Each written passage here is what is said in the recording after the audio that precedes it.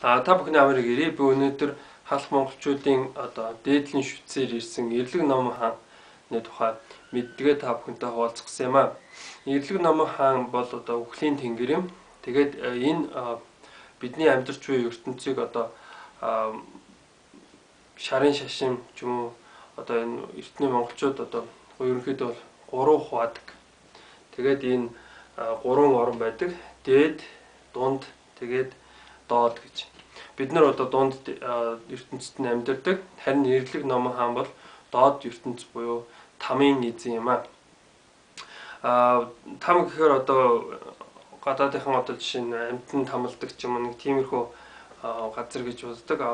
Монголчуудын хувьд болохоор тэнд ямар нэгэн тийм тамлага явагддаггүй. Зүгээр тэнд нэг мал хашиж байгаа юм шиг тэгээд сав маунт хийгээд ч юм уу тий хачдаг гэдэг. Мэдээж шарын шашинд болохоор хүүтэн там, халуун там өшөө тийм янз бүрийн тамлагааны газрууд бас байдаг л та. Тэгээд Эрлэг Номон хаан бол тэр шүүгч юм аа. Тамийн шүүгч. Тэгээд яг бүх шүүгч нэртэй адилхан тийм гартаа нэг борохоо барьчаад ингээд нүддэг тий. Шүүх танхимд та нар жоохон дуугаагадаг очаач гэдэг юм тий. Тэгээд хэрвээ Эрлэг Номон хаантай жишээ нь нэг сүнс маргаад би ийм хийгээгүй, би ийм хийснээр санахгүй нэг төр гэх юм бол өөрийнхөө тий толтыг гаргаж ирдээ энэ хар чи нотлох баримт энэ төр гэж үзүүлдэг гэж байгаа юм. Тий. Тэгээд ерөнхийдөө Эрлэг Номон хаан болохоор тийм доод ертөнцийг тэр ярин захирдаг учраас хаан цолтой. Хаан цолтой хүн мэдээж хатантай байх ёстой. Мэдээж үхлийн хатна нь бол төрөлт гэж үздэг тийм. Хүүхд төрөх хоёр хамтдаа явцгаадаг гэдгээ.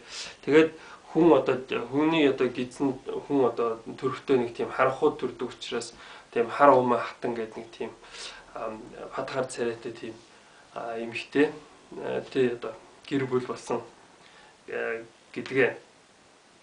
Тэгээд Эрлэг Номон хаан маань болохоор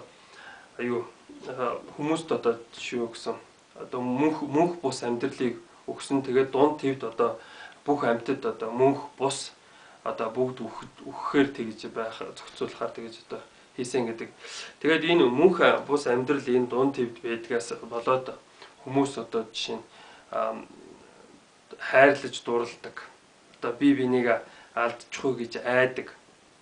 Тэгээд мэдээж хатаа хорсолд автч бие биентэйгээ дайн тулаан хийж бие биенийг алдаг. Өшөө бас хоолунд тий бие биенийг жишээ нь нэг ургамлыг тайрч иддэг ч юм уу тий амьтныг алж иддэг. Тэгэхээр Эрлэг Номон хаанд жишээ нь хоол хүнс тэгж бие биенийг тий идэж болдог тий амьдралын тэр нэг тийм сайхан юмнууд биш үү тий. Тиймэрхүү юмд жишээ нь талархах ёстой. Гэхдээ монголчууд бол ерөнхийдөө галын бурханд хоол илбэг дэлбэг байгаадаа талархдаг. Тэгээд Эрлэг Номон хаан цам дээр нэг тийм хувцастай гарч байгаа. Харин зураг хөргөн дээр бол Эрлэг Номон хааныг юу яадаг? Нүцгэнээр нь дүрсэлдэг.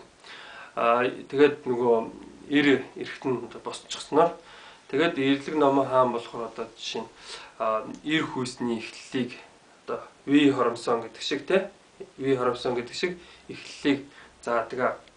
Тэгээд хүмүүсийг мөнх бус болгоод ингээд үржиддэг болгосон учраас дээд тэнгэр тэр Эрлэг Номон хаанд хүмүүсийн хувь заяаг даатгсан гэдгээ.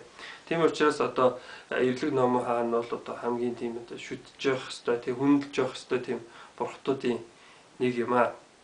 Анхаарал тавьсанд баярлалаа.